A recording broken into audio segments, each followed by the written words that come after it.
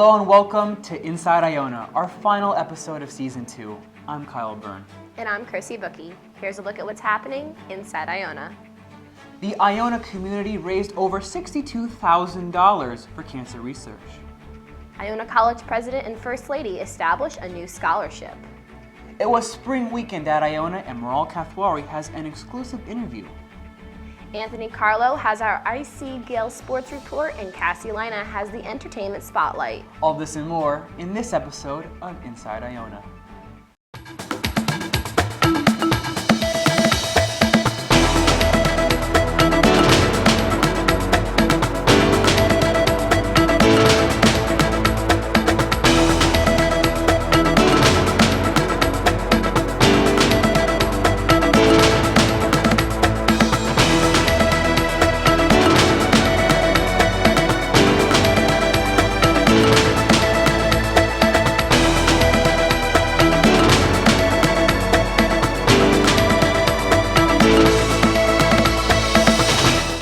For the last few weeks, Iona has been celebrating the college's 75th anniversary.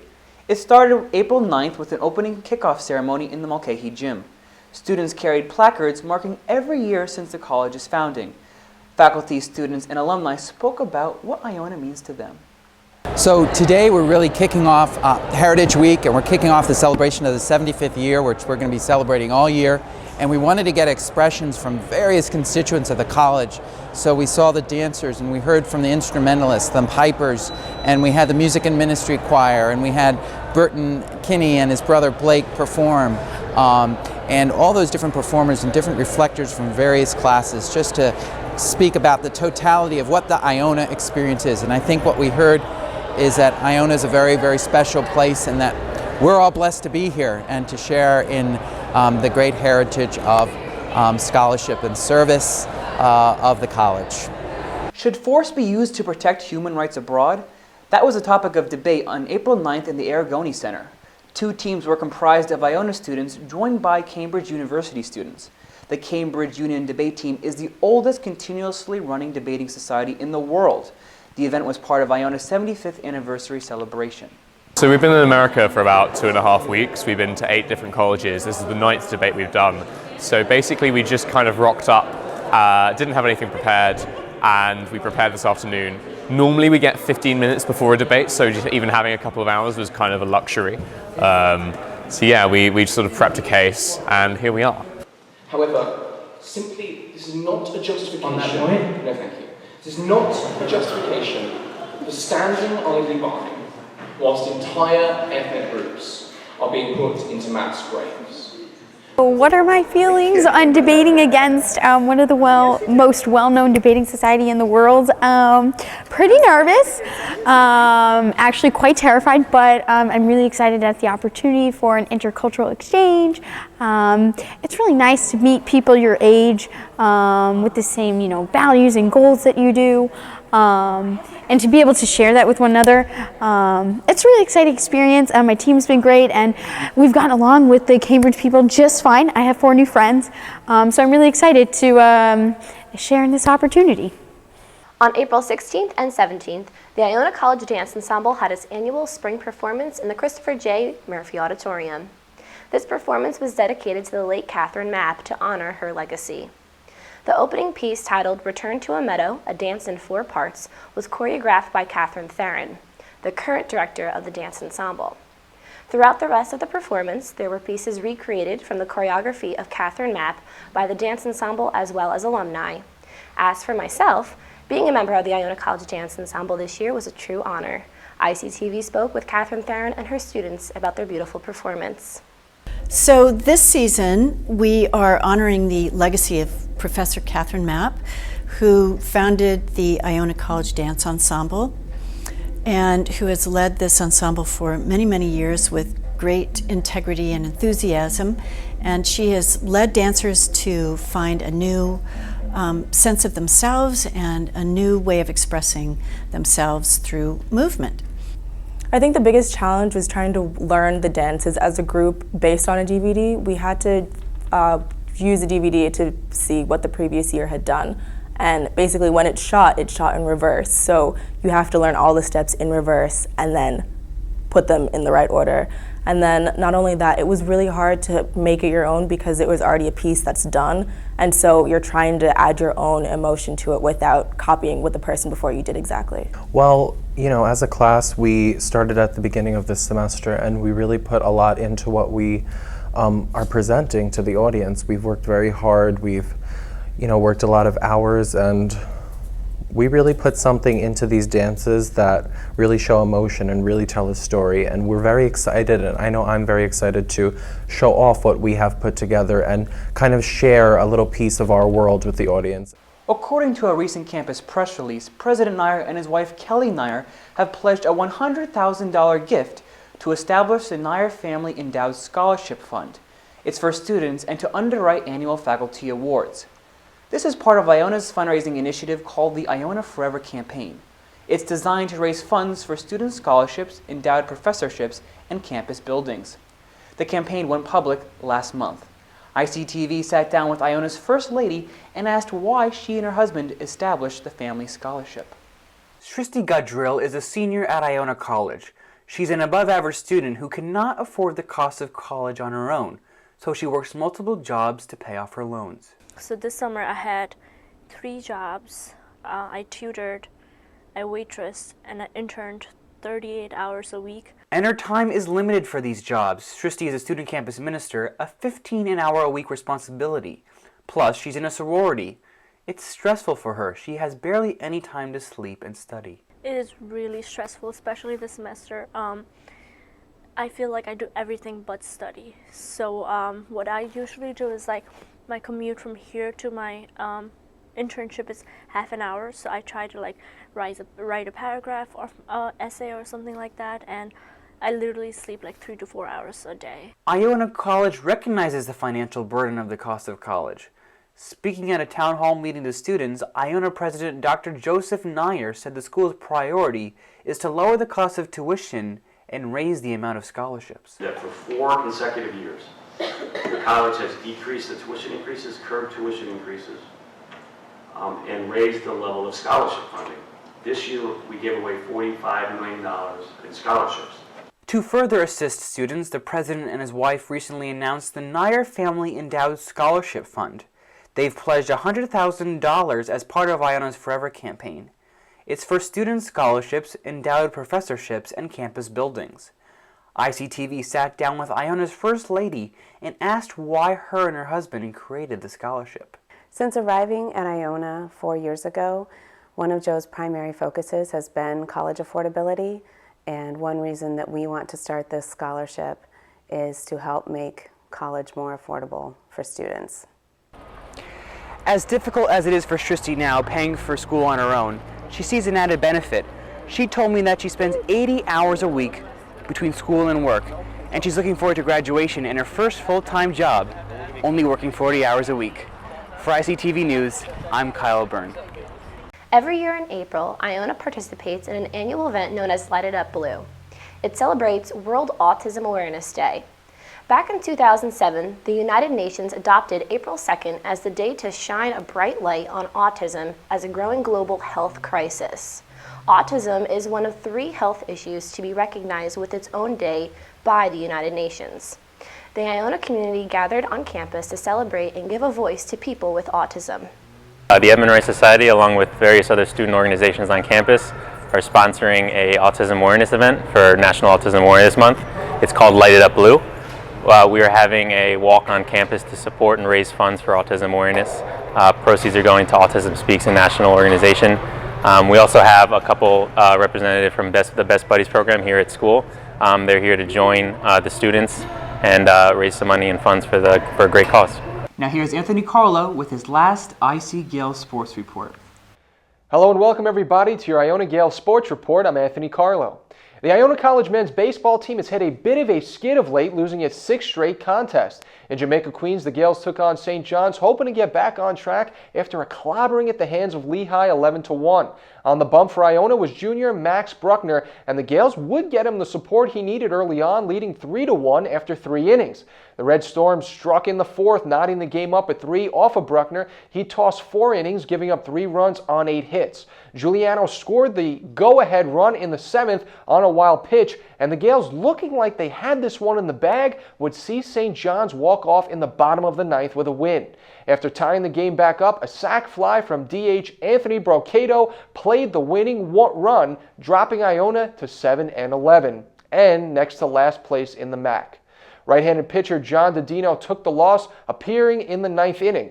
On the very opposite side of the spectrum, the Iona College softball team had a 6-game winning streak until they met up with Rutgers. That winning streak was snapped, and the Gales had only 2 hits on the day, both from shortstop Katie Newton. For St. John's, Stephanie Huang had the biggest day of them all, knocking in 3 RBIs. Dresden Maddox got the win, pitching 5 innings and giving up no runs on 2 hits. Christine Costello took the loss for Iona, giving up 1 run on 3 hits in 2 innings. The women's lacrosse team dropped the last contest of its year 8-7 at the hands of Monmouth. Erin Pugh led the Gales with 3 goals, but it was Claudia Lamarca and the Hawks that got the upper edge by a slim 1-goal margin. Lamarca had also 3 goals on the day. The Gales finished 2-6 on the season.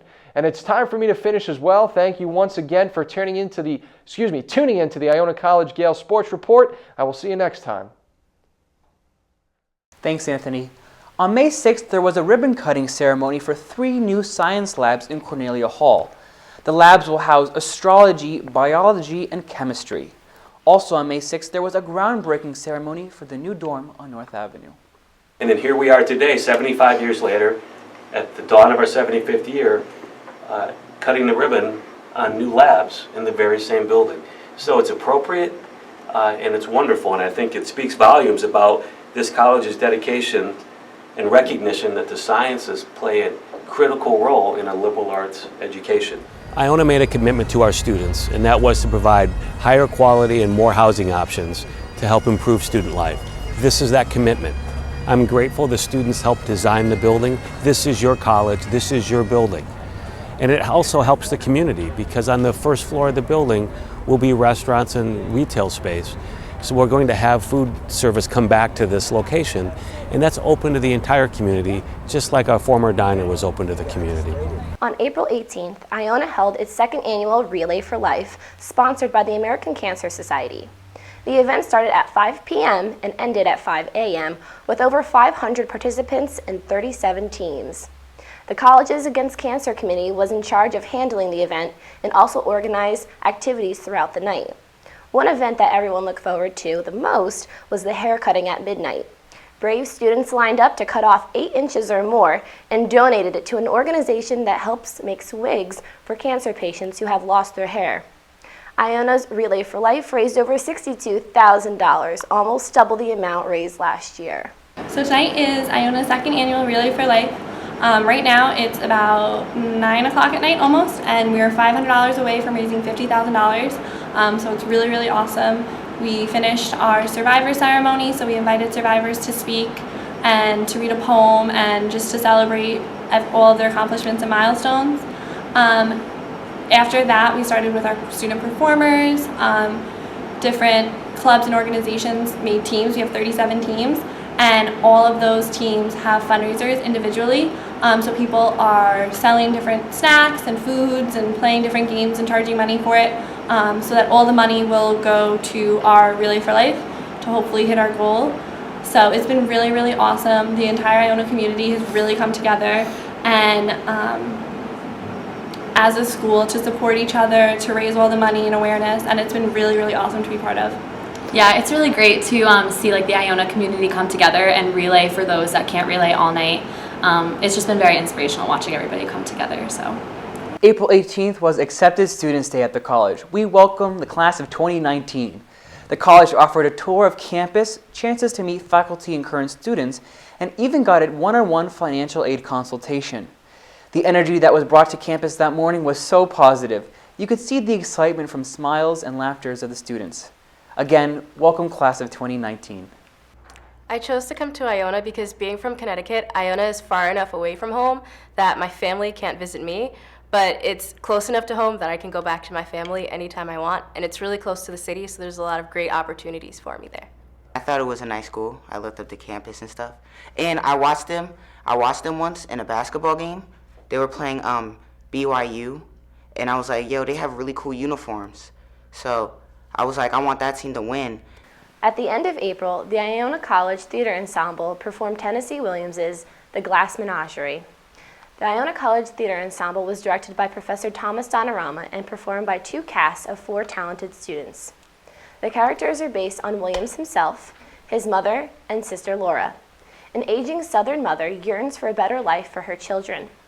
Her son Tom has dreams of his own and escapes from his job at a warehouse and an oppressive life at home. ICTV spoke with a few of the performers about the characters they played and the rehearsals leading up to the performance weekend. Hi, my name is Amanda Minetta and I played Amanda Wingfield in The Glass Menagerie, and I absolutely love this experience. I learned so much. I have to say that it was one of the most challenging roles I've ever played, but I learned a lot from it, and I will always treasure this moment and this show. Hi, my name's Amy Wirt. I'm a senior here at Iona, and I just played the part of Laura Wingfield in The Glass Menagerie. This was the most challenging part I've ever played. Laura has a limp. She's got crippling social anxiety. I had to have a Southern accent. There were so many things that went into this part, but I loved every second of the challenge. This was my last performance with the Iona College Theater Ensemble. It's my 5th and final one, and it was a great part to go out on. And I'm going to miss all my cast members. The best part about this whole process is seeing them every day, coming here, rehearsing, late nights, early mornings, but they make it all worth it. And I'm extremely grateful to them and to Professor Donorama, and I can't wait to see what happens for the theater ensemble in the future. This past weekend, the Gales Activities Board hosted the annual spring weekend here on campus. Friday night included a comedy act from MTV's Guy Code, Chris DiStefano. Starting at 3 p.m. Saturday afternoon was Gale Jam that featured bands, ziplining by Mazzella Field that even President Nyer rode on, character drawings, personalized license plates, glitter tattoos, a photo booth, and of course, food. Later that night is what the students were really looking forward to the most, the Paint You Party in the Mulcahy Gym. Finishing off the weekend on Sunday was the annual Gale Guts competition that took place all over campus. The winner was a combined team of Loftus Lowers and Eastchester Apartments. Hey guys, I'm here with Chris DiStefano from MTV's Guy Code. Chris, so I noticed you have like a doctorate in physical therapy. How did you get into comedy? Did you notice it? It's on me? Yeah. How did I get into comedy? I think I was always weird as a kid, and my friends were always telling me you should do comedy, and I wanted to become a stand-up comedian. At the time, I was maybe like 18, 19 years old, and I knew that I needed to transition. The transition into comedy would be difficult, so I was like, let me go get a regular job first that would make it easy for me to become a comedian if I'm, good enough. And so I became a physical therapist. Right. Yeah. Cool. Yeah. Works for me. Here's Cassie Lina with a look at Entertainment Spotlight. Thank you, Kyle and Chrissy. On Saturday, May 2nd, Britain's Prince William and Catherine, Duchess of Cambridge, gave birth to baby number 2, a healthy baby girl. The newborn princess's name was confirmed a few days later as Charlotte Elizabeth Diana, the baby's official title being Her Royal Highness Princess Charlotte of Cambridge. Princess Charlotte is now 4th in line for the British throne. Students here at Iona were excited to hear about the news of the newborn royal baby. The royal baby was very exciting, especially it being a girl, and also because they already had Prince George already, so now they have Princess Charlotte Elizabeth Diana. So it's very exciting time, especially for England, and I was expecting, though, the name would be a little bit different. I thought maybe Elizabeth would come first, or Diana, but good for them. On a special edition of ABC News 2020 that aired Friday, April 24th, Bruce Jenner sat down with Diane Sawyer for an exclusive interview. This was Jenner's first time publicly opening up about his transition into a woman. The 65-year-old Olympian admits he has been living a lie and has been struggling with his identity since he was about 8 years old. From the interview, we learned that Jenner has been transitioning since the 80s, but will now go through a complete transition. Iona students gave their reactions to Jenner's public announcement. I completely support Bruce Jenner in his transition. It's good to see that there's going to be trans rights activists in the media more often now, and I'm really happy to see that. Well, I'll tell you, I watched the full 2-hour interview, and I think it says something about where we're coming in terms of human relations, and the evolution of people understanding each other and the freedom for people to express who they are and who they want to be. I think, and hopefully he will lead sort of that charge in making sure that folks that have gender questions are really able to answer them freely and can live their lives in the ways that they want. And lastly, pro skateboarder and now reality star Rob Derrick raised the bar high for those ready to propose to their significant others. Derrick popped the question to girlfriend Brianna Noel Flores during her favorite show at Disneyland, the Aladdin musical. Rob got the entire cast involved and even took a play on the musical by asking the genie for 3 wishes. The last wish was a gift that would show his girlfriend that his love for her was forever, and the genie granted it by giving him a beautiful diamond ring. Students seem very excited about the announcement. We're very happy for Rob Dyrdek. He's actually very creative, doing it with Disneyland with the whole Aladdin theme. But I'm very happy for him. I hope everything works out well for him and his girlfriend, and I wish him the best of luck. That's all for entertainment, and for one last time reporting for ICTV, I'm Cassie Lina. Back to you guys. Thanks, Cassie. Hey, Chrissy, what are your summer plans? I guess I just am going to work here on campus rather than going back home to Jersey, and I'm actually taking a summer class too. Oh, very nice. Well, ICTV roamed the campus asking students what they plan on doing for the summer. Well, I'm probably going to catch up on some sleep, finally get the nice 8 hours again, work a summer job, get my money back, you know, from spending all that unnecessary money this semester. And also I'm just going to catch up with a lot of my old friends. They're coming home, so we're going to do a lot of things and really reconnect for our first year of college. That has come to an end. I'm going to be living in my off-house apartment on Coligny, a house on Coligny. I'm going to be working orientations here in the summer, and yeah, that's pretty much it. My plans are to be here, do classes, and also find a job, hopefully, full-time. I'm going to be working here during the summer. Hopefully sometime during the fall I'll find something full-time. If it doesn't work out, then sometime in January of 2016 of next year, I'll find something full-time. Well, I plan to be here at Iona for some of the summer to give tours. I also have a job at City Hall in New Rochelle. It'll be my 5th year there, just doing office work for the school district. And also catch up on some sleep and not do any work. I'm going to have 3 internships, and I'm going to go to England with my father. Well, that's a wrap for Season 2 of Inside Iona. This is a very bittersweet moment for me as I am signing off for the last time. I created this show last year hoping to give our audience a window into Iona, and I hope I succeeded in that. We have received great feedback from students, faculty, and administration, as well as the general public who watch Inside Iona on cable TV.